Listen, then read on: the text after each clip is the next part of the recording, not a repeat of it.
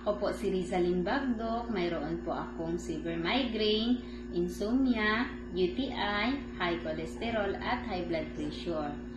So, nakilala ko po si Barley dahil po sa aking angel mentor na si Mentor Rusin Ani.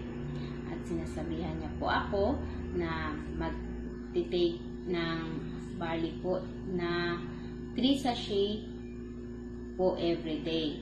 So, sa loob ng 2 buwan, maganda naman po ang pakiramdam ko. Nawala na po ang UTI ko, hindi na po ako sinusumpungan ng migraine ko, at mahimbing na po ang tulog ko, at naging normal na po ang BP ko at cholesterol ko. Salamat po sa Amazing Pure Organic Barley at higit sa lahat sa ating Panginoong Diyos.